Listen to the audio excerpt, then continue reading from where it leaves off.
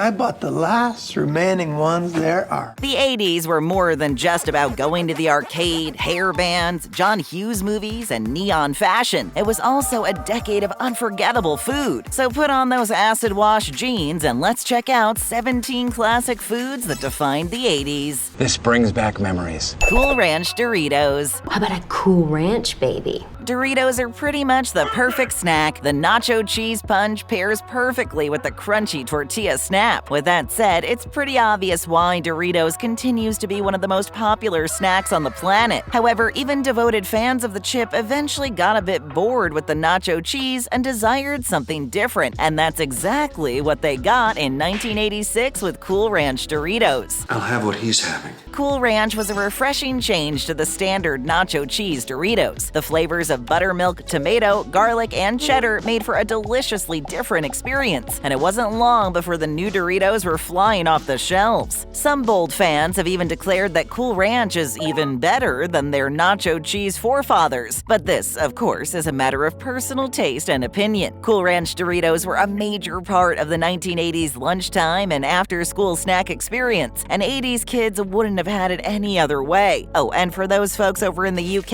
and the rest of Europe, Cool Ranch are also known as Cool American and Cool Original Doritos. How cool is that? Hot Pockets. Too hot.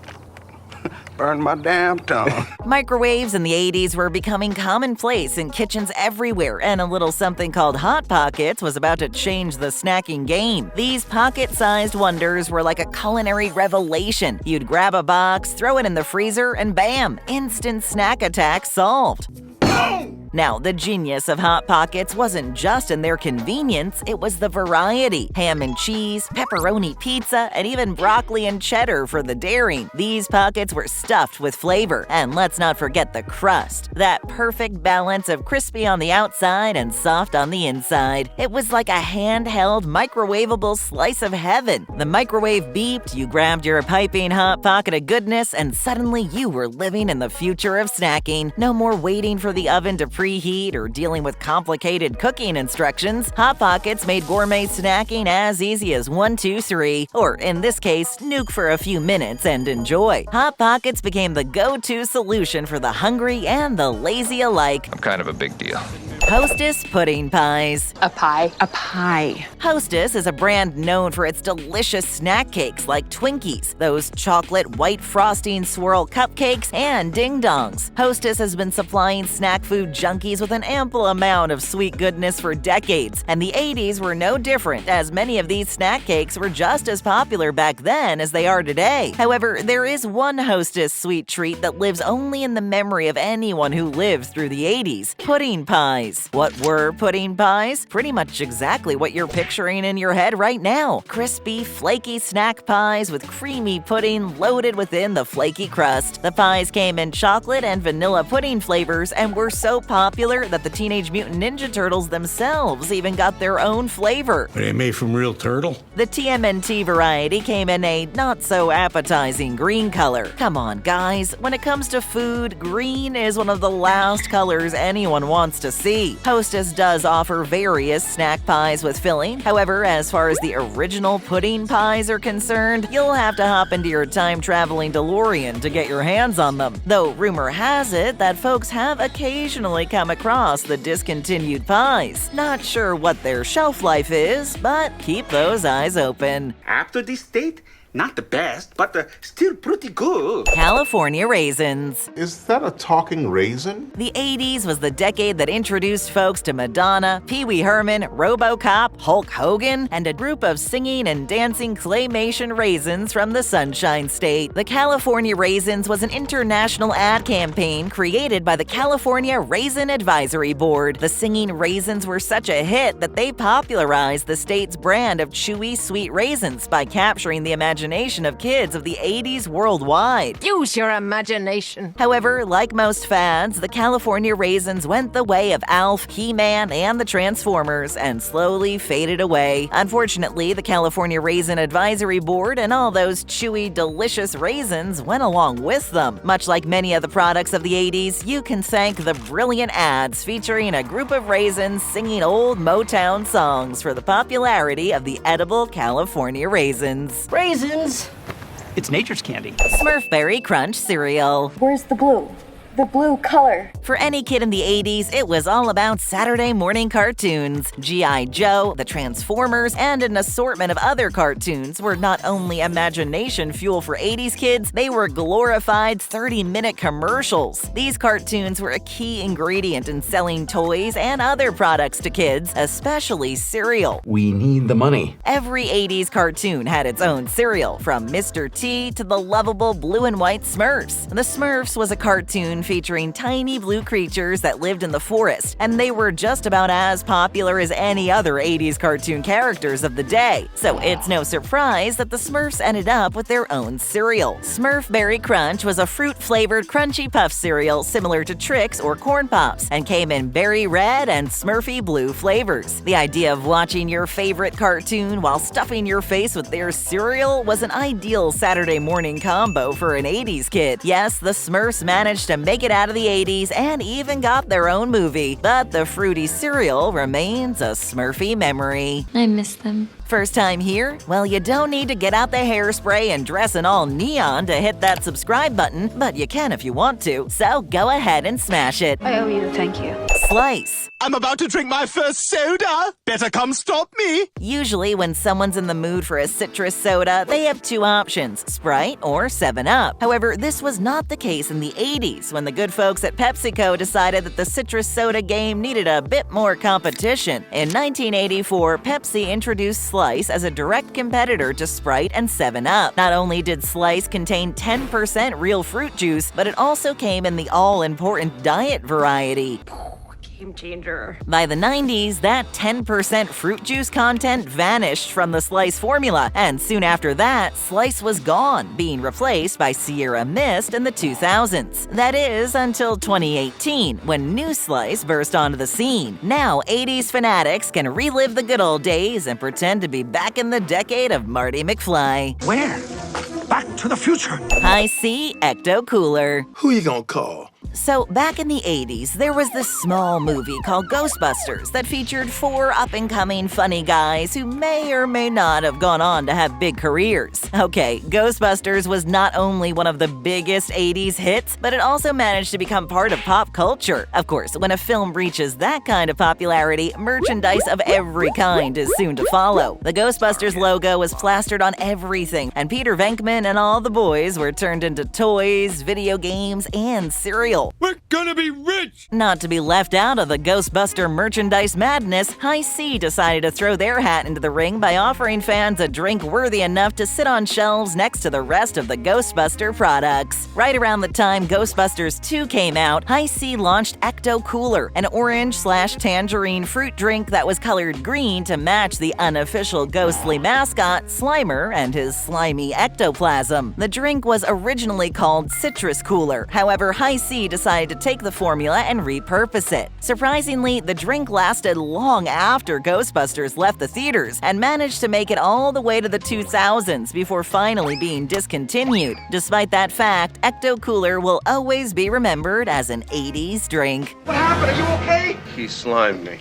Lean Cuisine. It's diet, dude. The same decade that seemed to be all about excess also happened to be all about health, which is kind of the opposite, isn't it? Aerobics were the new workout of choice, soft drink companies were pumping out diet versions of their famous sodas, while frozen yogurt burst on the scene and was a healthier alternative to ice cream. With all that, it didn't take long for frozen dinner companies to become part of the ever-growing health food fad. Nestle was, and still is, one of the biggest producers of processed and ready-made products in the country, and with their giant reputation preceding them, offered the public Lean Cuisine, a frozen dinner for those looking to cut a few calories. I'm gonna use low-fat ingredients. Game changer. The meal advertised that it contained less than 300 calories and came in 10 different meal options, such as casual eating classics, one-dish favorites, and comfort classics. These healthy frozen meals undoubtedly lined freezers in millions of households in the 80s, and a generation cut the calories along with Tab, Jane Fonda, and Richard Simmons. Now there's an interesting combination. Next up, a healthy body. Pac-Man Cereal.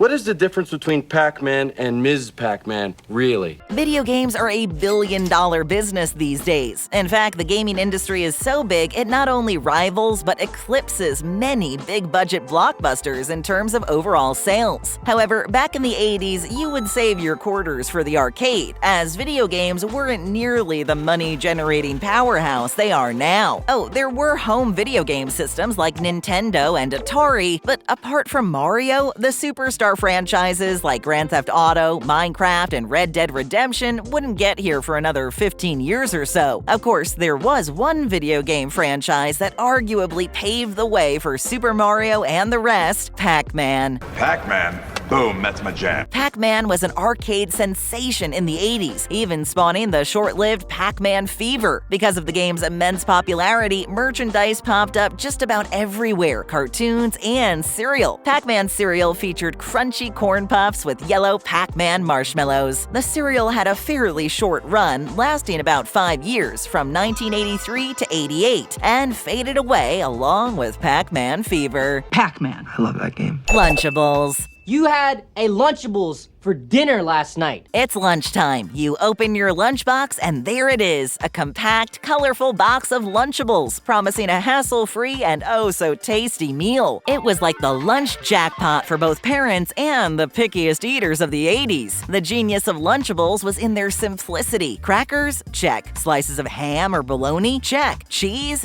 Double check. It was like a DIY sandwich kit, and 80s kids were the masters of their culinary destiny. I'll just eat a Lunchable. Layering those ingredients together, creating cracker sandwiches with a precision that would make a sandwich artist proud, Lunchables turned lunchtime into a delicious hands-on experience. And the sweet treat tucked inside each box? It was the proverbial cherry on top. Lunchables knew that a little sweetness could turn an ordinary lunch into a feast fit for a kid conqueror. So here's to the glorious year of 1989, a time when parents everywhere were grappling with the eternal question, what on earth do I pack for my kid's lunch? Then, like a lunchtime superhero, Lunchables swooped in to save the day. I save the day. Big League Chew. Chew.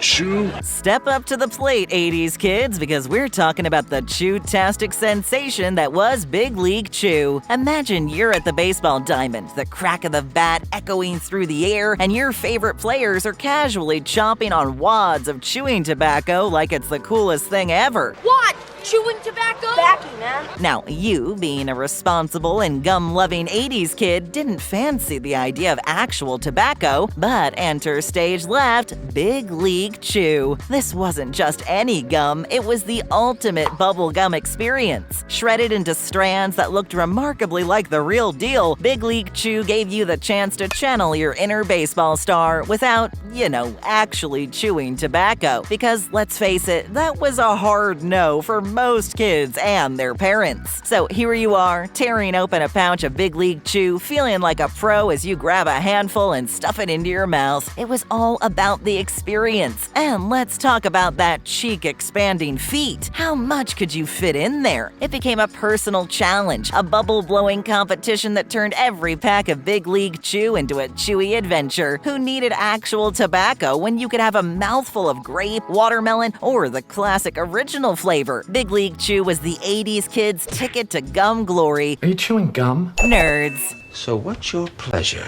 Yours is a sweet tooth. Checking out the rad candy aisle of the 1980s, and you'd undoubtedly encounter a candy sensation that rocked the taste buds. Nerds. These were like tiny, crunchy pebbles of pure sugary joy. When you opened a box of Nerds, a riot of vibrant colors and flavors awaited. The two flavor combos were legendary, cherry and orange, along with strawberry and grape, with each flavor in its own separate compartment. But Nerds didn't stop there. They went on to conquer new frontiers of candy greatness. Enter Sour Nerds, bringing a tangy twist to the party. The sour kick was like a flavor roller coaster that had you puckering up one moment and craving more the next. Then came Rainbow Nerds, an explosion of colors and flavors all in one box. It was like a candy rainbow had collided with a flavor tornado, and the result was a sugar rush of epic proportions. I got a sweet tooth. Future Nerds stepped onto the scene, bringing a whole new new dimension to the nerd universe. A giant variety with a chewy candy center? Where do nerds go from here? Nerds were much more than just an average candy. They were a cultural phenomenon, standing shoulder to shoulder with Pop Rocks, Fun Dip, and Push Pops. The 80s candy scene was all about these sweet, crunchy, and sometimes fizzy delights, and nerds were the undisputed champions. I'm the king of the world! Bagel Bites. Bagel! Bagel! In the totally tubular 80s, culinary innovations were as radical as the fashion choices. In the midst of the Cabbage Patch Kids craze and launch of the all-music channel MTV, one snack emerged as the champion of after-school munchies, Bagel Bites. These bite-sized wonders were like the love child of bagels and pizza, and they took the 80s snacking scene by storm. You pop those little circles of joy into the oven, and within minutes, you've got a miniature army of pizza-flavored delights ready to tackle your hunger. It was the perfect marriage of convenience and flavor. No need to dial the pizza guy or wait for delivery. Bagel Bites were right there in the freezer. They were the ultimate snack hack for the discerning 80s kid, offering a crispy bagel base that doubled as the perfect canvas for a medley of pizza toppings. The options were like a pizza parlor in your freezer. Cheese? Check. Pepperoni? Double check. Sausage, veggies, and even 3 cheese blends? They had it all. Perfect. It was like a DIY pizza party. And the best part? You were the master of your culinary destiny. Whether you were hosting a sleepover, fueling up for a gaming marathon, Bagel Bites were the undisputed rock stars of mini pizza perfection. They made the 80s taste better, one tiny, cheesy bite at a time. Because when it comes to timeless snacks, Bagel Bites are forever rad. Pop's the best. Chicken McNuggets. Here's your nuggets. Chicken nuggets? Alright, let's dive into the 80s, the era of shoulder pads, cassette tapes, and the culinary triumph that rocked the fast food world, McDonald's Chicken McNuggets. The year was 1983, and the world was craving a new kind of munchable delight. McDonald's, always on the pulse of what the people wanted, answered the call with these bite-sized nuggets of crispy goodness. It was like a flavor revolution in every golden, perfectly shaped piece. The invention of Chicken McNuggets wasn't just about adding another item to the menu, it was about giving people a whole new way to experience chicken. No more traditional drumsticks or wings. This was the age of handheld, poppable nuggets. Now, let's talk about the sauces. Sweet and sour, honey mustard, barbecue. The McNuggets were practically a saucy playground. Dipping became an art form, and everyone had their signature move. Dip, dip, dip, dip, dip. The popularity of Chicken McNuggets soared as kids begged for Happy Meals just to get those coveted nuggets, and adults indulged in the guilty pleasure of munching on these golden treasures. The "I'll just have a small fries and a 6-piece McNuggets" became the go-to order for many. McDonald's Chicken McNuggets became a symbol of 80s fast food ingenuity, forever etching their status for generations. Because when it comes to chicken nuggets, McD's McNuggets are pure gold. This is the best thing ever.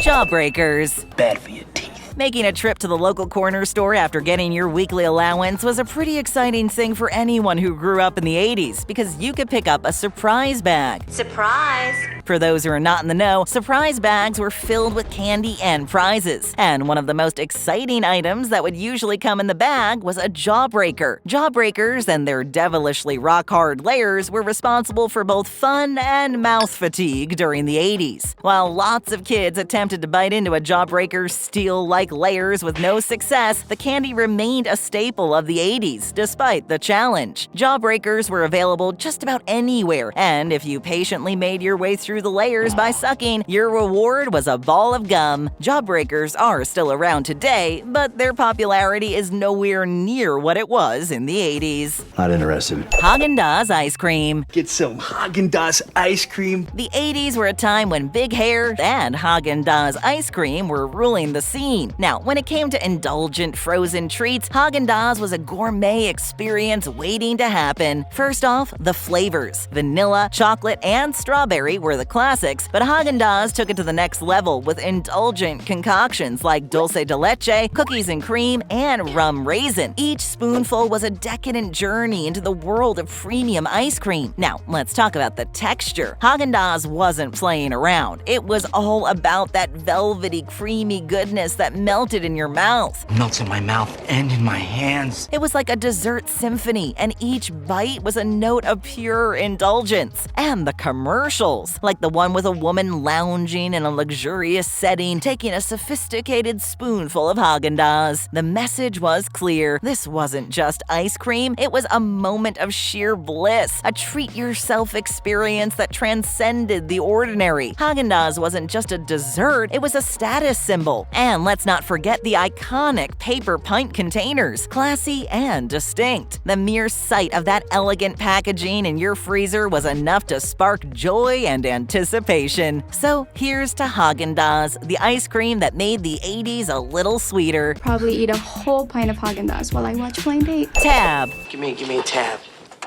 Tab? I can't give you a tab unless you order something.